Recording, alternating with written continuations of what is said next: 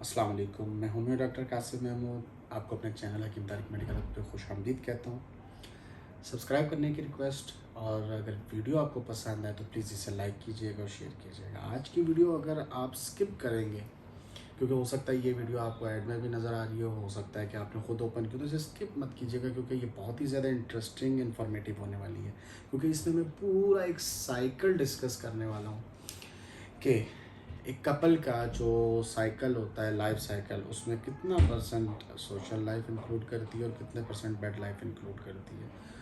तो इसको हम डिस्कस करेंगे, और बेड लाइफ में भी कितना साइकोलॉजिकल इफेक्ट होता है और कितना फिजिकल इफेक्ट होता है, और कितना आप लोग ज़हनी तौर पे अपने आप को कमज़ोर समझते हो, कितना सच में कमज़ोर होते हैं। ख़ास तौर पे ये वीडियो मर्दों के लिए है। अगर कोई लेडीज़ है तो स्किप कर जाएँ, कोई कम उम्र है तो वो भी स्किप कर दें। हम वीडियो शुरू करते हैं। एक दफ़ा फिर सब्सक्राइब करने की रिक्वेस्ट करूँगा। अगर इसे दूसरे लफ्ज़ों में बोलूँ तो आज हम डिस्कस करेंगे मर्दाना कमज़ोरी की वजह, अलामत और इलाज भी इंशाअल्लाह ताला अज़ीम इस वीडियो के एंड में मैं ज़रूर बताऊंगा।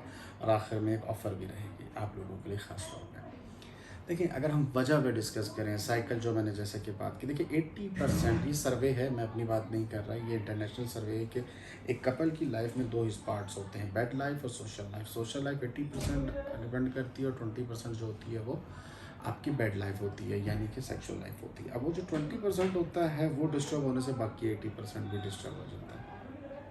अब हम 20% पे बात करेंगे जिसके अंदर आपकी बेड लाइफ आती है, लेकिन अब उसमें भी दो पार्ट्स हो जाते हैं। एक साइकोलॉजिकल इफेक्ट होता है, एक फिजिकल जो वीकनेस होती है वो होती है। साइकोलॉजिकल ज़्यादा होता है क्योंकि एक आदमी ने पहले से सोच लिया होता है। जैसे कि हम एक जनरल बात करते हैं कि एक आदमी सोच कर जाता है कि मैंने बेड में इतना टाइम देना है, तो पहले से वो अपने ऊपर इतना स्ट्रेस ले रहा होता है, जोर ले रहा होता है कि मुझे आज इतनी परफॉर्मेंस देनी है, तो उसकी वजह से तो लाज़मी बात है दबाव पड़ेगा, यहाँ पे भी इफ़ेक्ट आएगा। फिर उसके बाद साइकोलॉजिकली पॉर्न इंडस्ट्री आपके ऊपर बहुत ज़्यादा हावी हो चुकी है क्योंकि वीडियोस भी देखते हैं और लोग अब हम बात करें टाइमिंग की, बात करें साइज़ की, बात करें परफॉर्मेंस, रोल प्ले, हर एतबार से देखें वहाँ पर स्ट्राइड यूज़ हो रहे होते हैं, इंजेक्शन यूज़ हो रहे होते हैं, वो स्क्रिप्टेड होता है। अब क्या कोई पता नहीं कितने टेक्स में क्या हो रहा है क्या नहीं हो रहा। हम उसको देखकर अपने आप को कंपेयर करना शुरू कर देते हैं, ज़हनी तौर पे वो भी हमारे ऊपर इफ़ेक्ट करता है।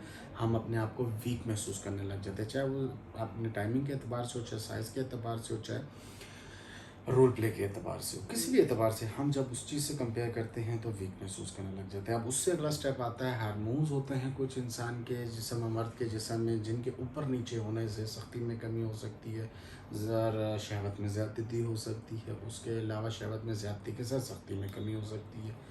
टाइमिंग कुछ लोगों की अफेक्ट हो सकती है, टाइमिंग के अलावा बिल्कुल दिल ही नहीं करता, तो ये तो एक डिस्टर्बेंस होगी। फिर उसके बाद आप जब ये सारे फैक्टर साथ साथ चल रहे होते हैं तो आदमी वैसे ही मायूस रहने लग जाता है, मेंटली तौर पर डिस्टर्ब रहने लग जाता है, तब जाके आपकी सेक्सुअल लाइफ इफेक्ट करती है। उसके बाद जब आपका मेदा डिस्टर्ब हो जाता है, देखिए मेरी क्वालिफिकेशन DHMS यानी होम्योपैथी के साथ साथ फाजले तिब जरात भी है। हिकमत के अतबार से भी देखा जाए, जब आपका मेदर डिस्टर्ब होगा तो बहुत सी चीज़ें डिस्टर्ब हो जाती हैं, खाली सेक्सुअल लाइफ डिस्टर्ब नहीं होती।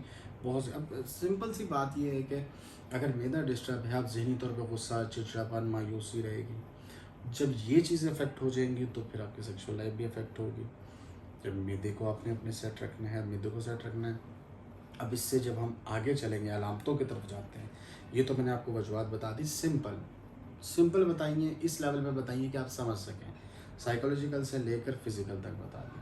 साइकोलॉजिकल ज़्यादा मेजर हैं, जिसमें पॉर्न इंडस्ट्री हो गया, उसने बहुत अपना किरदार अदा किया है। क्योंकि अगर ये भी मैंने रिसर्च की है, मैंने क्या की है कि आप गूगल पे जाके देख लें कि दुनिया में मेरे ख्याल से दूसरे या तीसरे नंबर पे सबसे ज़्यादा पॉर्न वेबसाइट देखे जाने वाली कंट्री हमारी कंट्री पाकिस्तान है। और उसके बाद हाँ, वैसे तो मेरा चैनल ज़्यादा यूएई में चलता है, तो पाकिस्तानी कम्युनिटी है तो फिर वो तो इंक्लूड होते ही होते हैं इसमें।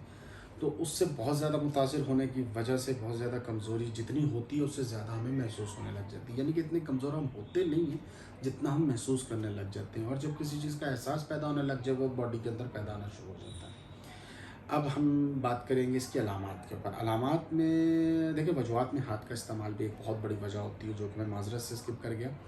हाथ का इस्तेमाल फिर वो तो एक ऑब्वियस सी बात होगी, जब आप इधर मूवीज़ की तरफ आपका ज़्यादा ध्यान जाएगा, शहवत बढ़ेगी, हार्मोनल डिस्टर्बेंस होगी, इस तरह की चीज़ें होगी। और कुछ लोग तो इस हद तक होते हैं कि मैरिड होते हैं, शादीशुदा होते हैं, फिर भी अपनी जिनसी तस्कीन हाथ के इस्तेमाल से एडिक्शन लेवल इस हद तक हो जाता है कि शादीशुदा होने के बावजूद हाथ का इस्तेमाल करते हैं। और हाथ के इस्तेमाल से बहुत ज़्यादा नुकसानात होते हैं, जैसे कि अब हम अलामतों की तरफ तो आएंगे। पहले मैं वजूहात में आपको ये भी डिफाइन कर दूं कि हाथ के इस्तेमाल की वजह से रगें कमज़ोर होती हैं, पट्टे कमज़ोर होते हैं। जब रगें और पट्टे कमज़ोर होती है तो सख्ती में भी कमी आएगी, नस में सुखेड़पन, पतला और कमज़ोर महसूस होने लग जाता है। और आप पहले ही अपने आप को कंपेयर कर रहे होते हैं पॉर्न मूवी से, तो फिर तो आपको महसूस हो गई होगा। उसके अलावा ज़्यादा हाथ के इस्तेमाल से हसासियत कम हो जाती है, मतलब बहुत ज़्यादा बढ़ जाती है। टच होने पर शहवत महसूस हो के अंजाल तक मामला पहुँच जाता है, जिसे सिरत अंजाल कहते हैं, और इससे टाइमिंग भी अफेक्ट होती है। ये एक पोर्शन हो गया हाथ के इस्तेमाल से जो नुकसान होते हैं, सुखेड़पन, पतलापन, हसासियत का बढ़ जाना, कमज़ोर महसूस होना, नर्व्स का टाइमिंग पे इफेक्ट पड़ जाना। अब अलामत में क्या आता है? अलामत में यही, जब आप इन प्रोसेस से गुजर रहे होते हैं तो सबसे पहले अलामत क्या होती है? अब देखिए, ये वेरिएट कर सकती है, किसी में शहवत बढ़ सकती है, किसी में कम हो सकती है। आपको एतदाल पर रहना होता है, जो आदमी ठीक होता है। और शहवत बढ़ने या कम होने से क्या होता है? सख्ती में कमी हो या ना हो, सिर्फ इंजाल का मसला शुरू हो जाता है, जिसे हम प्रीमेच्योर एजुकेशन का मसला बोलते हैं। इससे फिर टाइमिंग इफेक्ट होने लग जाती है। जब टाइमिंग इफेक्ट होती है, ज़्यादा हाथ के इस्तेमाल या किसी भी वजह से आपको जब मादा ज़्यादा ज़ाया हुआ होता है, तो फिर आपको शहवत की कमी के साथ साथ, मादे की कमी के साथ साथ, एक दफ़ा हम बिस्तरी के बाद दूसरी दफ़ा दिल और ताकत की कमी महसूस होने लग जाती है। जब मामला यहाँ तक पहुँच जाता है तो नफ्स में सुखेड़पन तो एट द एंड आना ही आना है। किसी किसी स्टेज में शुरुआती तौर पर आ जाता है, जब हाथ का इस्तेमाल छोटी उम्र में किया हो तो नफ्स की जो ग्रोथ है वो रुक जाती है। तो अब अलामत में जाए, नफ्स का छोटापन, सुखेड़पन, पतला होना, हसासियत का बढ़ जाना, टाइमिंग का ख़राब हो जाना, हम बिस्तरी का दिल नहीं करना, अगर दिल करे तो ताकत नहीं होना, एक दफ़ा हम बिस्तरी के बाद दूसरी दफ़ा हम बिस्तरी के लिए दिल अगर हो भी जाए तो ताकत नहीं होना, मादे की कमी हो जाना, मादे का पतला हो जाना, एट दी एंड आप लोग मर्दाना बाँझपन तक भी हो सकता है। कभी कभी आपने देखा होगा, अक्सर लोग बोलते हैं हमारी रिपोर्ट्स बिल्कुल सही हैं। वो तो बेशक अल्लाह ताला की मर्ज़ी है, लेकिन रिपोर्ट सही होने के बावजूद क्या होता है? मादा पतला होता है, चिपक सही नहीं होती, प्रेशर सही नहीं होता, उसकी वजह से भी हमल नहीं ठहर पाता। तो मैं लफ्ज़ देसी इस्तेमाल नहीं करूँगा कि हमारे देसी में, क्योंकि ये देसी देसी करके हम लोगों को बहुत ज़्यादा बैकवर्ड कर दिए गए। इसे बेसिकली देसी नहीं कहते, इसे कहते हैं नेचुरल वे ऑफ ट्रीटमेंट। हम नेचुरल वे इस्तेमाल करते हैं ट्रीटमेंट का, जिस चीज़ की कमी होती है उसे पूरा कर दे, जो ज़्यादती होती है उसे अपनी जगह पे वापस लाने की कोशिश की जाती है। तो जब ये हर चीज़ एक एतदाल पर होगी तो फ़ायदा भी ज़रूर होगा, और आदमी अपनी एक रूटीन लाइफ पे आ जाएगा। चाहे वो सेक्सुअल मसला हो, चाहे वो मैदे का मसला हो, चाहे वो लीवर का मसला हो, किसी भी किस्म का मसला हो, तो आपको एतदाल पर रहना लाजमी होता है। हमने अलामत भी डिस्कस कर ली, वजह भी डिस्कस कर ली। अब इलाज की तरफ आते हैं। सबसे पहले मेरे भाई देखें, मेरी वीडियोस आप चैनल पे उठा के देख लें। अगर मैंने किसी को कुछ बताया भी है तो मैंने सिर्फ़ और सिर्फ अफादियत बताई है, फलों की, सब्जियों की, चीज़ों, मतलब मैंने बताया है कि कौन सी चीज़ खाने से कौन सी डिफिशियंसी पूरी होती है और कौन सी डिफिशियंसी पूरी करने के लिए क्या चीज़ इस्तेमाल की जाती है। मैंने कभी भी ये नहीं बोला कि आप ये टोटका इस्तेमाल कर लें, ये नुस्खा इस्तेमाल करें, क्योंकि टोटके और नुस्खे आर्जी होते हैं, और आर्जी चीज़ भी कभी कभी आर्जी नहीं होती, क्योंकि हर किसी को वो चीज़ फ़ायदा नहीं देती। तो इलाज के लिए सबसे बेहतरीन रास्ता ये, क्वालिफाइड हकीम, क्वालिफाइड डॉक्टर, जो मीडियम, जो वे आपको अच्छा लगता है आप उसको इस्तेमाल करें, उससे रब्ता करें। अपनी उम्र, अपनी एज, उसके बाद अपना जो मामला है, जिस तरह के मैंने डिफ़ाइन किया कि अलामतें वेरिएट करती, किसी में कम होती, किसी में ज़्यादा होती, किसी में कोई अलामत होती, किसी में कोई होती, लाजमी नहीं है सब में एक अलामत हो। आप बताएं अपना मसला, अच्छी तरह बताएं, किसी को भी चूज़ कर लें। अगर आप मुझे चूज़ करना चाहते हैं, मेरा नंबर नीचे चल रहा है, मेरा एड्रेस नीचे चला, आप दवाखाने पर आ सकते हैं, और ये जो नंबर है इस पर आप डिस्कस कर सकते हैं। अपनी उम्र बताएंगे, अपना मसला बताएंगे, उस एतबार से, उस हिसाब से मैं आपको गाइड करूँगा। परहेज़ की ज़रूरत होगी परहेज़ बताऊँगा, दवा की ज़रूरत होगी तो दवा दूँगा। और इस साइकिल में ये जितना साइकिल मैंने डिस्कस किया, इस साइकिल को अगर ओवरहाल लिया जाए, 18 से 35 साल की उम्र के बच्चे को लिया जाए और उसको अगर मैं दवा देना चाहूँ और उसकी कॉस्ट, क्योंकि लोग इन सारे सालों के बाद कॉस्ट पूछते हैं, तो इन बिटवीन 200 दरहम के बीच, क्योंकि यूएई में दवाखाना, यूएई में डील करता हूँ, मैं दवा बनाकर दे सकता हूँ। आपने अपनी उम्र बतानी होगी, आपको सख्ती में मसला आ रहा है या नहीं आ रहा, कतरे आ रहे हैं या नहीं आ रहे, टाइमिंग की क्या सूरत आ रही है, दूसरी दफ़ा दिल करता है या नहीं करता, नफ्स का सुकड़पन है या नहीं है, ये 6 चीज़ें आपने मुझे बतानी होगी।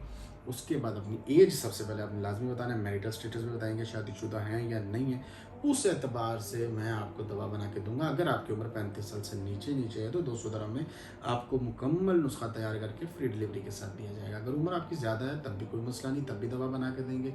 कीमत में थोड़ा सा ऊपर नीचे हो जाएगा, वो भी कोई मसला नहीं, हम डिस्कस कर लेंगे। आखिरी बात मैंने क्या की, ये की कि मुझसे लो या ना लो, लेकिन लो एक मुस्तनद हकीम, डॉक्टर से, ताकि आपको फ़ायदा भी हो सके। टोटकों के पीछे परहेज़ जानकर, परहेज़ से बहुत अच्छा होता है। परहेज़ से ये होता है कि जहाँ आपका मामला है वहाँ रुक जाता है, आगे नहीं बढ़ता, ये इलाज नहीं होता। लेकिन जहाँ तक आप रह के नुस्खे बता दें, ये कर दें, हर किसी पे काम नहीं करते, तो अपने साथ ज़ुल्म और ज़्यादती नहीं करो। इलाज करवाओ। मुझसे करवाना चाहते हो तो नीचे नंबर दिया हुआ है, आना चाहते हो एड्रेस दिया हुआ है। वीडियो पसंद आई तो प्लीज़ लाइक करना। आपको ज़रूरत नहीं है तो शेयर करो, शायद किसी और के काम आ जाए। चैनल को सब्सक्राइब करना मत भूलना। अल्लाह हाफ़िज़। शुक्रिया।